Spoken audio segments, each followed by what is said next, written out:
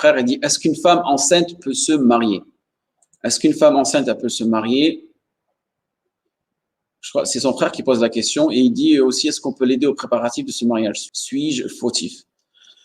Et la question, je pense, qui a été posée, c'est la question d'une femme enceinte qui a forniqué. Donc, elle a une relation hors mariage, elle est enceinte et maintenant elle veut se marier. Est-ce que c'est autorisé dans notre religion? Avant tout, ce qu'il faut comprendre, c'est que la fornication est un péché majeur contre lequel Allah subhanahu wa ta'ala nous a mis en garde en disant dans le verset « Wala taqrabu zina » et n'approchez point la fornication. D'accord? Donc, c'est ça le problème de nos jours qu'on a. C'est on tombe dans le péché et après on demande des solutions. Il faut trouver les solutions avant de tomber dans les péchés. Donc on dit à cette personne-là, dans un premier temps, elle doit se repentir de la fornication, de cet acte dans lequel elle s'est retrouvée, d'accord? Et qu'une femme enceinte, elle ne peut pas se marier. On a différentes ayats dans le Coran où Allah subhanahu wa ta'ala nous dit wa ulatul ahmal ajalahunna an yad'ana hamlahun. Dans surat Talaq, Allah subhanahu wa ta'ala il dit que les femmes enceintes, quand est-ce qu'elles se finissent leur période?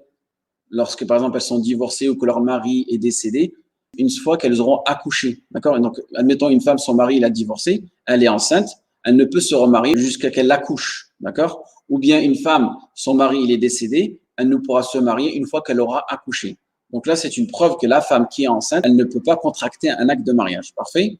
Et aussi, la parole du prophète sallallahu alayhi wa sallam, du messager d'Allah sallallahu alayhi wa sallam, قال من كان يؤمن بالله واليوم الآخر فلا يسقى ماءه زرع غيره يعني منيه. Donc ce hadith qui a été rapporté par At-Tirmidhi où il dit il n'appartient pas à un homme qui croit en Allah et au jour dernier de laisser son eau, c'est-à-dire son sperme, irriguer la semence, c'est-à-dire l'embryon d'un autre homme. D'accord? Donc ça c'est vraiment, ça fait partie des finalités de notre religion pour préserver la progéniture. Parfait?